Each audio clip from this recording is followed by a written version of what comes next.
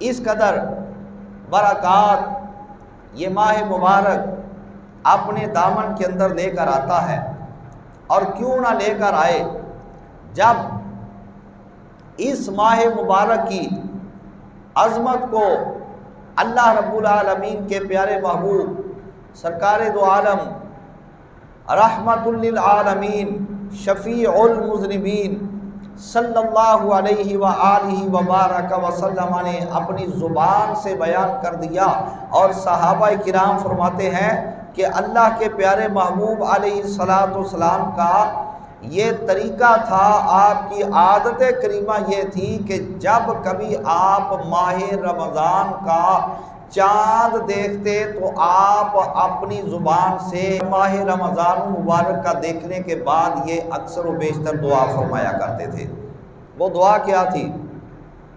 کان اذا رأى ہلال رمضان قال ہلال رشد و خیر، ہلال رشد و خیر آمنت بالذی خلقک۔ میرے آقا جب ماہ رمضان مبارک کا چاند دیکھتے تو اللہ تعالیٰ کی بارگاہ کے اندر یوں دعا کرتے کہ یا باری تعالیٰ یہ خیر کا اور ہدایت کا چاند ہے،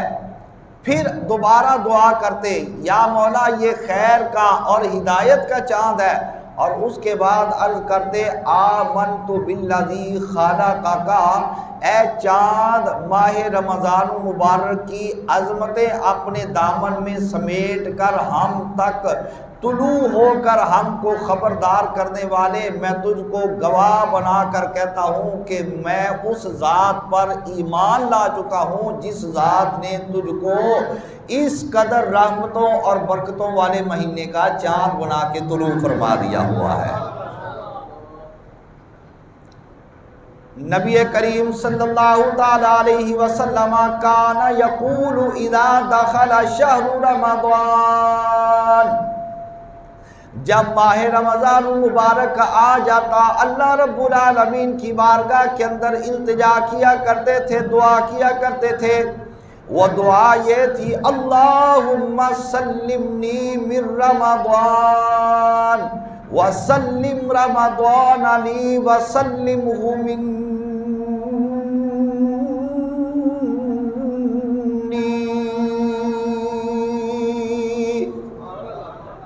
اے باری تعالیٰ مجھے ماہ رمضان مبارک کے لیے سلامتی عطا فرما، مجھ کو صحت و تندرستی عطا فرما تاکہ میں اس کے روزوں کا اہتمام کر سکوں، اس کے روزے رکھ سکوں، میرے لیے آسانی پیدا فرما، اور میرے لیے رمضان المبارک کے اول کو آخر تک ہر قسم کی پریشانی سے بچا، پریشانی سے صاف کر دے، پریشانی سے محفوظ فرما لے، اور اس ماہ رمضان مبارک کے اندر میرے ساتھ کوئی ایسا واقعہ پیش آنے سے مجھ کو بچا کہ جس واقعے کی وجہ سے میں اس کا روزہ نہ رکھ سکوں۔ اس سے معلوم یہ ہوا کہ یہ ماہ مبارک اللہ رب العالمین کے پیارے محبوب صلی اللہ تعالی علیہ وسلم کو اس قدر پیارا تھا کہ آپ خاص طور پہ دعا کیا کرتے تھے کہ یا باری تعالیٰ یہ ماہ رمضان مبارک جو آ گیا،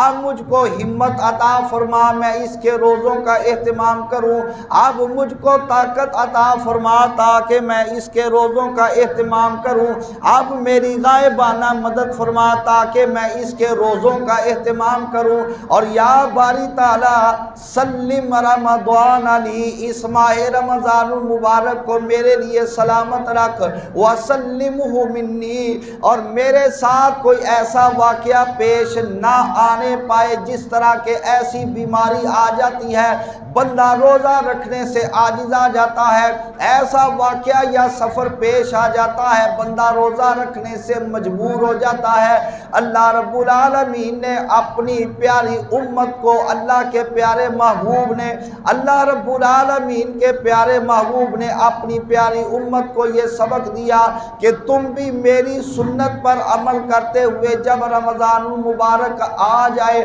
اللہ تعالیٰ کی بارگاہ کے اندر یہ التجا کر دیا کرو، یا باری تعالیٰ اس کے روزے رکھنے کی توفیق عطا فرما، یا باری تعالیٰ روزہ رکھنے کے معاملے میں ہماری غائبانہ مدد فرما، اور یا باری تعالیٰ کوئی ایسا واقعہ پیش آنے سے محفوظ فرما ہم روزہ رکھنے سے ہی عاجز آ جائے۔ اور جب بندہ اللہ تعالیٰ کی بارگاہ کے اندر اپنے محبوب کی سنت ادا کرتے ہوئے یہ دعا کر لے گا تو اللہ تعالیٰ قبولیت والی گھڑیوں کے اندر اس کی دعا کو قبول فرما کر اس کے لیے یہ ماہ مبارک آسان فرما کر اس کو حادثات سے محفوظ کر لے گا۔ اللہ اکبر، یا رسول اللہ، زندہ باد زندہ باد زندہ باد زندہ باد